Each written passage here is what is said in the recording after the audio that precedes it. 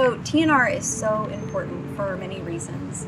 I'd say we probably average 4 to 5 help requests a day from the community, ranging from moms and kittens that people have found, abandoned kittens, hurt, injured cats, broken legs, cats that have gotten in fights. So there's a wide range of emotions that happen in rescue work. Just today, I was called, one of the sites we're working, they found they found one kitten, one really young kitten. Its eyes were still closed, so less than a week old. And I went out, to make sure, because mom hadn't been seen in hours and hours and hours. And kittens need to eat every 2 hours or so. So when I got there, unfortunately, the kitten had already passed away. And upon looking around, searching for other kittens, I heard a crying in the bush. And so, the property owner and I, we were rummaging through the bushes, and we found this kitten. He was covered in bugs, and when I picked him up, he was just so cold. And so it was obvious no one was taking care of him. And my heart was literally jumping out of my chest at that moment, because I knew it was life or death. I mean, if I didn't get him to a vet soon, and even if I got him there, right then, his chances are very slim. So I rushed him to the vet. Well, on the way, I shoved him in my shirt, because body temperature is the best thing I had at that moment to help warm him up. And when we got there, unfortunately, he was too far gone, and so he passed away. And it was really sad. I cried a lot this afternoon. There are thousands and thousands and thousands of homeless cats and kittens born every year, and many do not survive.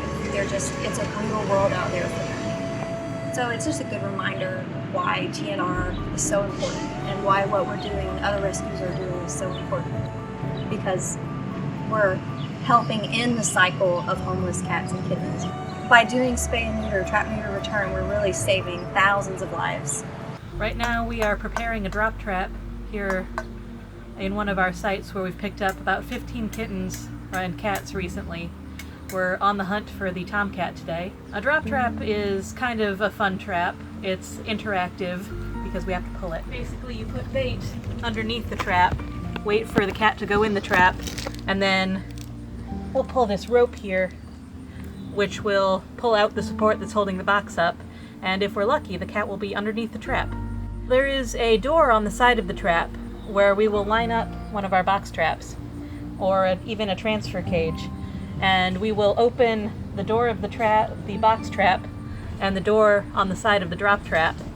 And when the two doors are opened, we will nudge the cat, who's usually pretty scared of us by then. We will open uncover one side of the drop trap and let them go into what they see as the safer, smaller, darker box trap, which we will then cover up so that they can calm down a little. There's the other kitten right now. She's a little beautiful Siamese kitten. We've had a hard time catching her. We got 3 of her siblings, but this one is just next to impossible to catch, but we're still working on it. We're going to set the trap. We take part of a tortilla and we put it down in here, and I'm going to open this can of very stinky food. We try different types of food, just kind of depending on different circumstances. We also use sardines. We can use stinky cat food, as well as anything that's soft seems to work, soft and smelly. Then we take a couple spoonfuls of it and put it on the tortilla like this. This is a carabiner. We use it to hook both doors shut on this side. This is the side that will stay shut the entire time. And now we're going to bring the trap over to where we are going to set it. We've had success in the past putting the trap right on this board.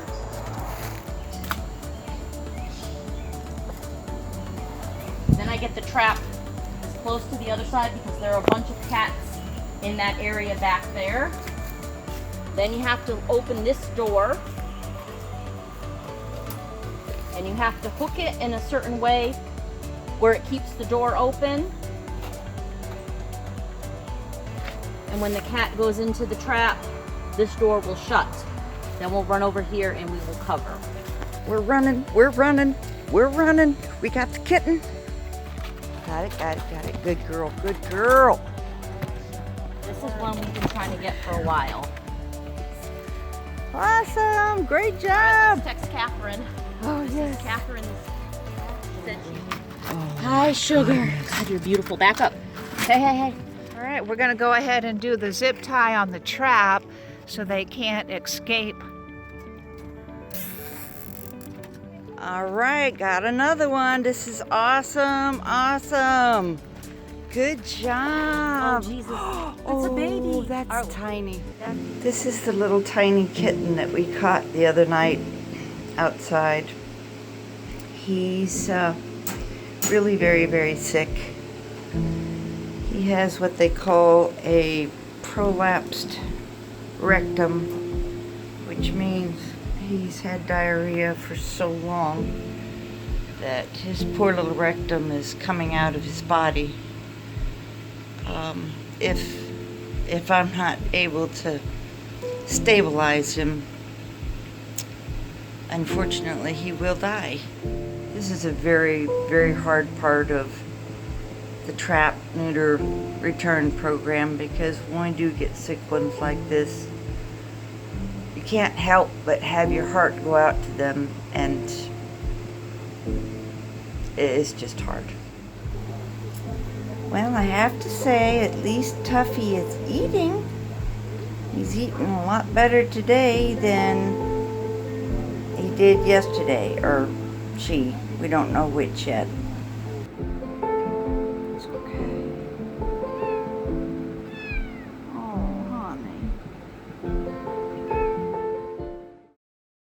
So right now, I am on my way to pick up a cat that's got to be released. The way this works is each week, the TNR team, we sign up for nights that we're going to trap.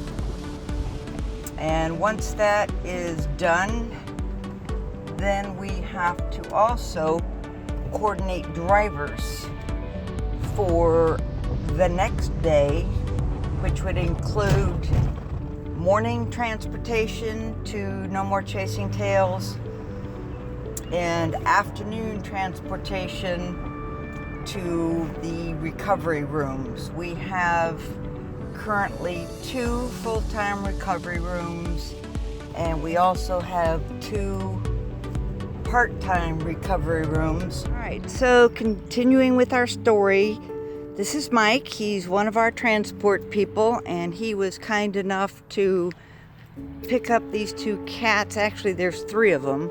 This is Jen. She's one of our dear, sweet recovery people. She cares about animals so much, she's willing to do the very non-glamorous task of keeping these ferals until they're ready to be released. So today we've got these 2 that are staying. This one here, this is poor Mama Kitty. She is very, very, very sick. Now we've got one other guy here. This is a male, so since he's a male, he won't be having to stay longer than about 2 days because he's not sick or injured. So this is what we do. And this is what dear Jen does. I am happy to take care of them until they're healthy enough to be released. So another aspect of dealing with the ferals, some of them come to us very sick, and before they can even be fixed and released, they have to be held for recovery and in the recovery room and medicated every day until they are strong enough to get fixed. And also, when you think about a feral cat, you can't get close to them at all. it's very tricky trying to give her these medications, cleaning out her trap, and so I will finish mixing her medications and we'll go out to the recovery room and give her her meds, and then we'll go from there. So we're out here with Slim. So I just kind of take the newspaper, the potty pad, the filthy dishes, the poop, and everything else. Just kind of roll it up into a bundle with the door slightly open because I don't want her to hurt me or hurt herself. She is used to me and she kind of lets me just slide it in like so. So now that I got that in place, I'm gonna go ahead and give her her medicine. So I won't give her any more food or water until she's done that. There's another baby that completed the spa package. She was a mama with kittens. The kittens have found homes and she is coming back to her home. All right, baby doll.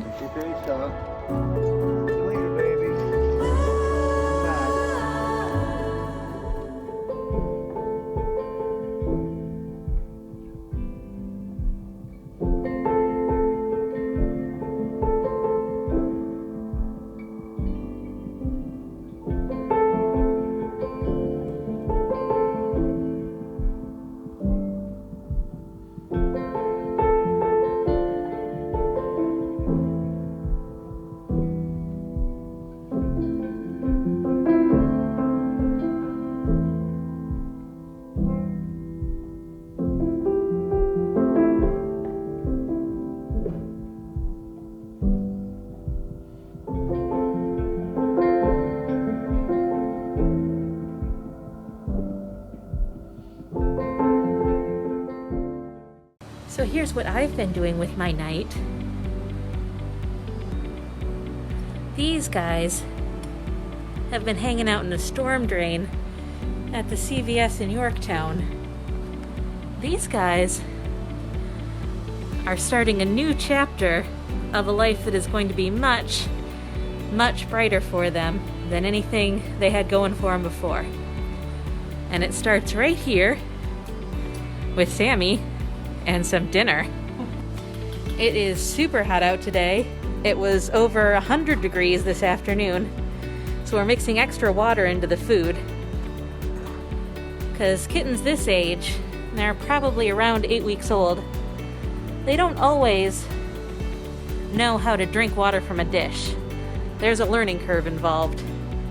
And it sometimes involves sneezing and spitting and making a general mess. But if we make their food watery, they'll get the moisture they need. And you can see these guys are in a box trap and a transfer cage. I actually caught them in a drop trap. But a drop trap, of course, doesn't have a bottom. So once we catch them in the drop, we have to transfer them into one of these so that we can take them places. Oh, this is a good sign. And in the next couple of days, these guys will get evaluated and vetted and moved into a bigger cage. And we'll start intensively socializing them so that they are ready for adoption as soon as they hit 3 pounds. Because if they're as sweet as they seem, they should find homes very easily. And of course, as always, will be available through the Cat Corner in Hampton, Virginia, once they're ready.